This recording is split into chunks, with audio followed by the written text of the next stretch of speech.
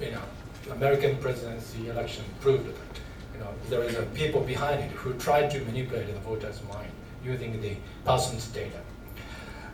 So the question comes to more like the control of the data, because it's hard to define the ownership of data because data can be copied.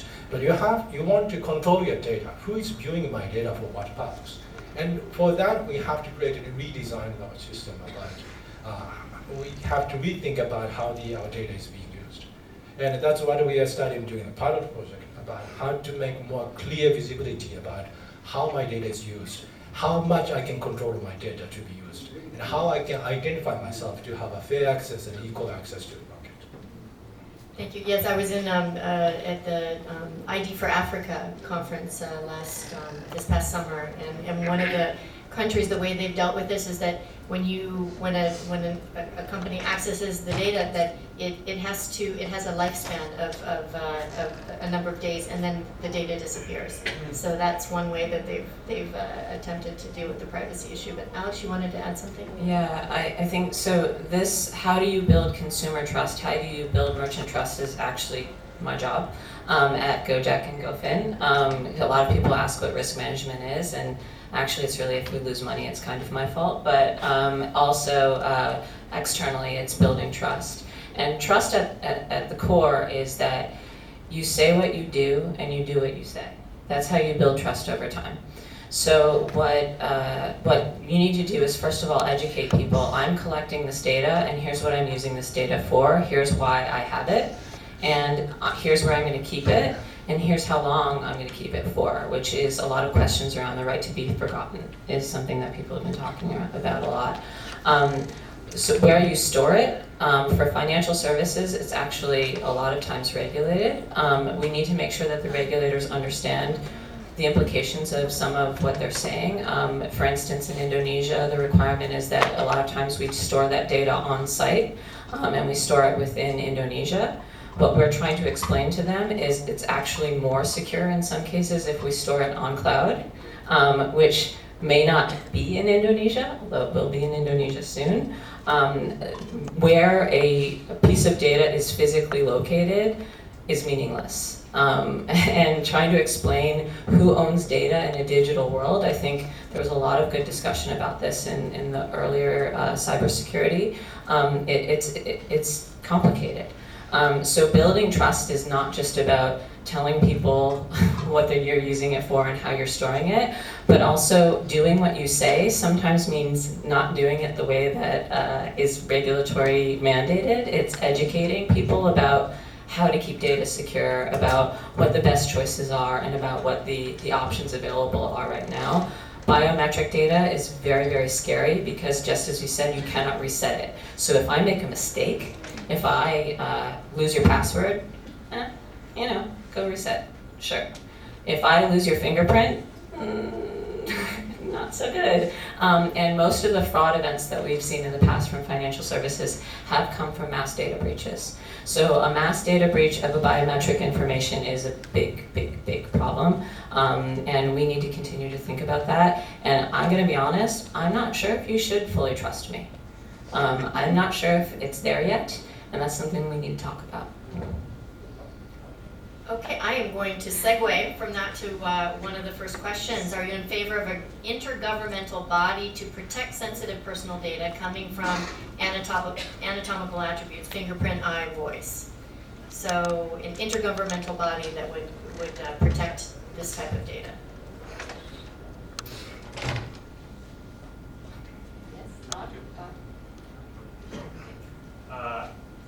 So I'm in favor of a set of principles. So if you will, UN, some EU has come out with, hey, here's the principles of identity for sustainable development goals, and it basically goes into, if you will, user rights. And setting that as a global standard, which UN is trying to do, and building a system based on that set of principles, I think makes a ton of sense. The hesitation is, I don't believe any government should actually have control or power over, if you will, a database. As you talked about, it was more than the breaches, it was literally the government itself saying, I want access and I own this biometric data. And it took the courts to actually beat them back. And so it needs to, answer your question, I'd like to see the government or an intergovernment body to be more involved, basing, if you will, setting principles, but not actually being in control.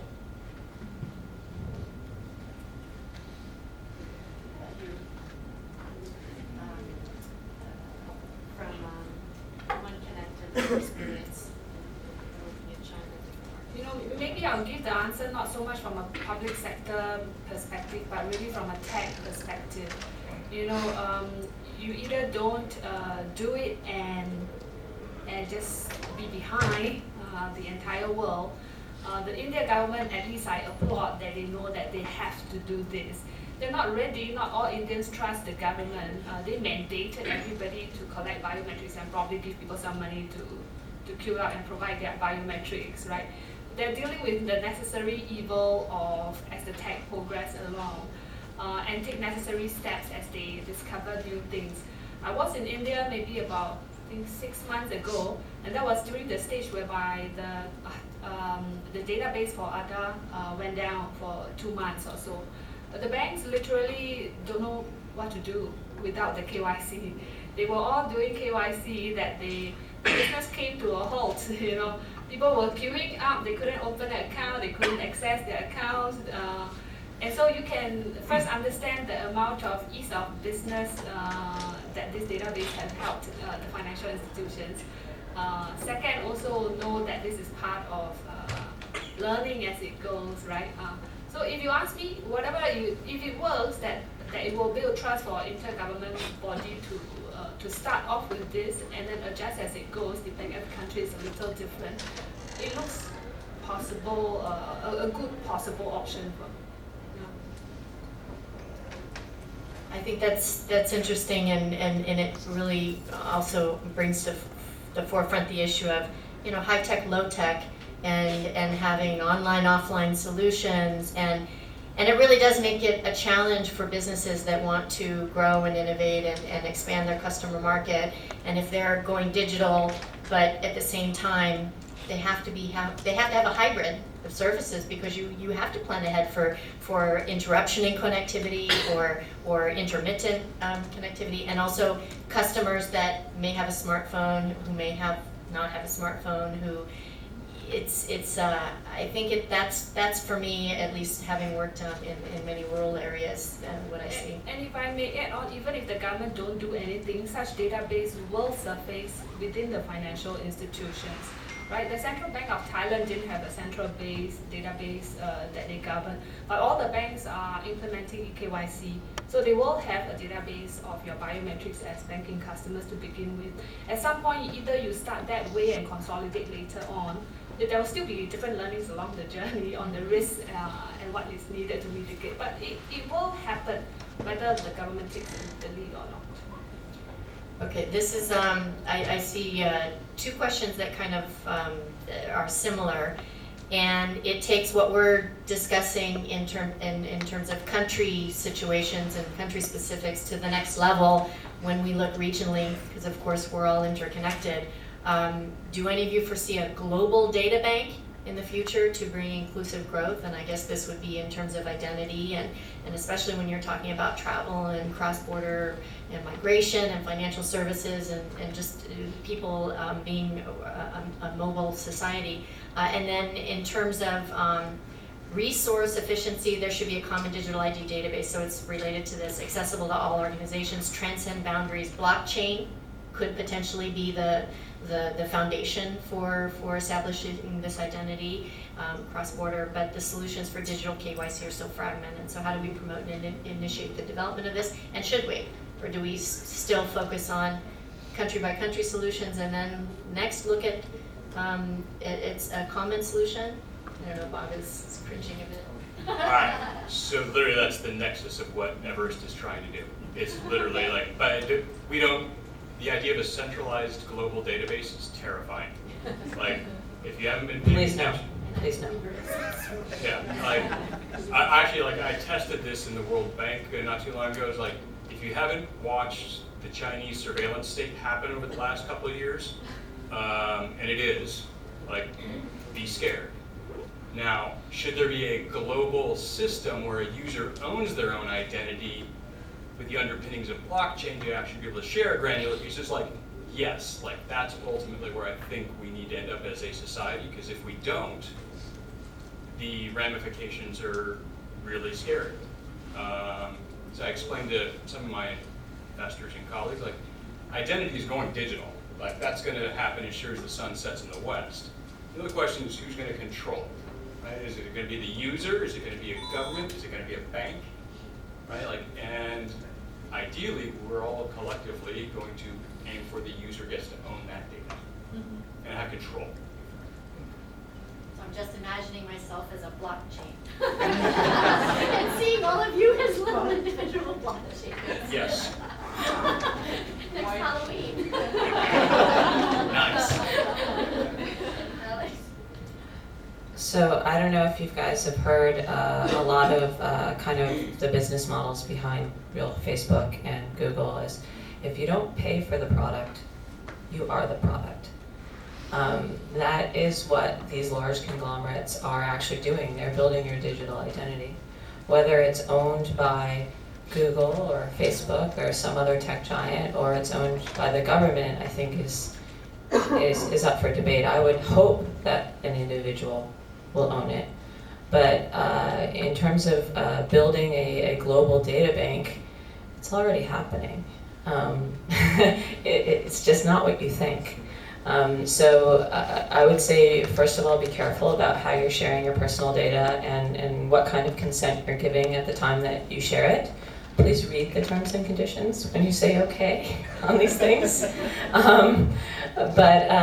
So do I foresee it? It's already there. Is it the way we want it to be? I think these are the conversations we need to start having with our regulators and with our governments and with ourselves. I think, one of the challenges that I've seen just in, working in the project in the Philippines is we're dealing with a lot of very highly technical issues and processes and procedures and technical specifications, and it's often difficult to boil it down into simple terms, even among people who, to have that kind of capacity and level of expertise to have these kinds of conversations is a challenge. So I think there's also a level of capacity development and education that needs to happen, even among government and private sector as well. So we have one question that has moved up in popularity. So from Passport or Passcode, we now have moved to finger reader, iris, and Face ID. What do you think will be the next, I guess, mode of authentication once these are compromised? I think technology viewpoint, multi-factor authentication using multi-biometrics will be, I think, coming soon. And technology I'm looking at excitedly is iris and face recognition, because now you have like expensive camera to see the iris, but I think in the future the only smartphone can recognize your iris and the facial, and the accuracy is getting really high now. So that's one technology that I'm kind of interested in and excited. And also, goes back to the last question, but I think biometric information again should be controlled by you, not by the government. It can be stored on the smartphone, or there is a technology defining that part of the software on your smartphone and the cloud, but whole control can be you. And that's, you don't have to create a global data bank. There is a distributed personal data store controlled by you. And if the government can have access to all, if that's through the due process, they can create the good governance. And also, there is a term called a verifier or trust anchor in the context of digital identity. There is an EIDAS in European Union, NISA in the US issuing the guidelines. And that verifier is somebody who is accessing to this personal database and verifying if this is correct or not. And if there is interoperability between the verifiers, digital ID becomes very interoperable. That's what the EU is doing now. If I can add, I think it's not one or the other, it's a multi-factor authentication in the future. What we're doing for the banks today, although they're not standardized, people are trying to move from two-factor authentication to three-factor. We're going to move to four-factor authentication. Basically, you authenticate as many factors as you can so that as to reduce fraud. What we're doing for the Thailand banks, we not only authenticate two IDs, you do a scan of your ID, it checks the ID for not only the chip, but also picks up all the OCR details. It pings to the credit bureau to see that there is such a person. It compares the logo of your ID to make sure that it's not a fraud. It also checks hologram, so you tilt your ID and if there's a hologram, it also checks the hologram. That's just ID alone. And then it extracts your face and then it checks your face, so that's your facial recognition. What we have added is it also checks your voice print. So at some point, you're going to then be able to say your name and it also checks your voice print. So if you count the number of verifications that's going into the sandbox for eKYC that the Thai banks are doing currently, I would say that's already, I don't know, 5-factor authentication. You know, you add on as you go. You can easily add your iris and your thumbprint or whatever not. We've not received such a request for thumbprints because a lot of countries you have difficulty with your prints. Iris, there's a general concern whether it spoils your eyesight. So we also don't do iris today, not so commonly requested, but this can easily be added on. Just there was a related question. So how many countries are using face recognition for payments that you may be aware of? China. Japan is, In yes. Japan, we are already using for only limited purposes for the payment yet. But I think we'll see more use cases, I think, maybe next year or something. That's, I think, the timeline we're seeing for using the facial recognitions. If you ask me, I think this is going a little maybe too fast for the tech to a certain extent. For financial inclusion, you needed people to have access. There's a real pain point. But honestly, if you ask me to tap my Visa card to pay, it's not that painful a chore, you know. So do I really have to use facial recognition to pay? It just opens up to too much scrutiny in the early stage of the tech, in my opinion. And even in China itself, they're worried about it because if the resolution of the camera is high enough, even if you're a kilometer away, I can capture your face. That means I can pay using your face, right? So there are concerns there. So I think China may be experimenting this a little further than necessary. But everybody is adopting tech in a different pace. Right? There was a global survey, right? The tolerance for innovation and AI in China is 60% compared to the global average of 20 to 30%. Yeah, so they're double, and it has to do with where they are, the government's being supportive and all. There's nothing right or wrong. You choose to the level of risk that you are willing to take, right? So I see another question here about do you see any role for social media in creating a digital ID? People often change their email and number, but not their Facebook profile since they have a network. Okay, but social media, is there any role that they may play in creating a digital ID? Happy to take Go a ahead, swing at say this. that. Yeah, you still need to prove uniqueness and humanness. Like everyone skips over the humanness, but like you have to pretend you're not a bot, right? Because a lot of our interactions are digital. So social media we don't see as actually critical in creating biometric core identity of humanness and uniqueness. Now, can they add on and go like, oh, now I want to share my Facebook profile or my login?